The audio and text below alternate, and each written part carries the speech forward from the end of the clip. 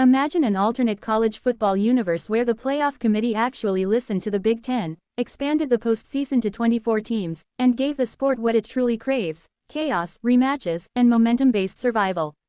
In that reality, the Ohio State Buckeyes don't walk cold into a buzzsaw matchup with the Miami Hurricanes after weeks of waiting and uncertainty. Instead, they roll into the heart of the playoff already battle-tested, sharp, and angry.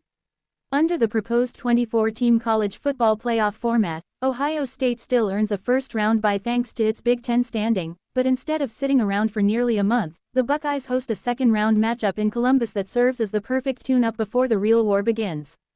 That opponent, either the physical but limited Utah Utes, coached by the always tough Kyle Whittingham, or a spicy, borderline unthinkable rematch against the Michigan Wolverines. Yes, back-to-back editions of the game with everything on the line. And here's the thing Buckeye fans don't want to admit but absolutely should: either one of those matchups likely works in Ohio State's favor. Utah plays disciplined, bruising football, but athletically they don't match up with OSU's speed on the perimeter. Michigan, meanwhile, would walk into a hostile environment with a wounded rival desperate to reassert dominance, turning Ohio Stadium into a pressure cooker before the Wolverines could even settle in.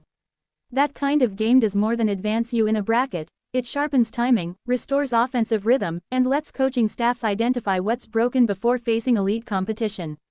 Instead, in the real timeline, Ohio State sat idle. The Big Ten championship came and went. Practice replaced pressure. Film replaced feel. And by the time the Buckeyes lined up against Miami in the Cotton Bowl Classic, they weren't just facing a talented opponent, they were fighting rust, uncertainty, and internal chaos. The Hurricanes, meanwhile, came in red hot, fresh off a statement win over the Texas A&M Aggies, brimming with confidence and identity.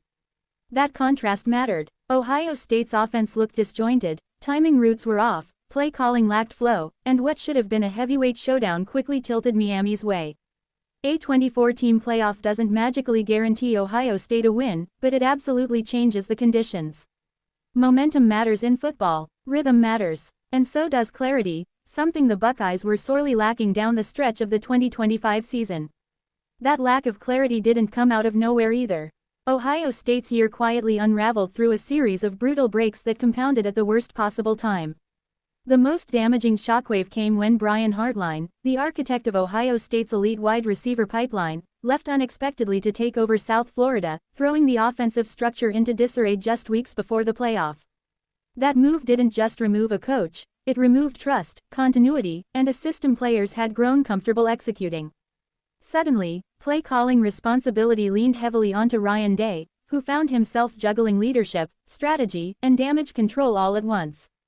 Add to that a shaky late-season performance against the Indiana Hoosiers, followed by a 24-day layoff, and you've got a recipe for stagnation. Football isn't meant to be paused like that, especially not for a team still trying to rediscover its offensive identity. Meanwhile, Miami was ascending, aggressive, confident, and unified, while Ohio State was thinking instead of reacting.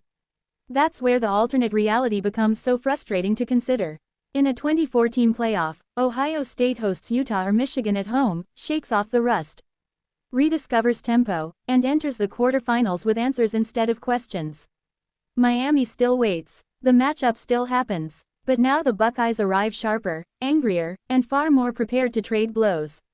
That's the hidden tragedy of the current playoff format: it doesn't just eliminate teams, it freezes them.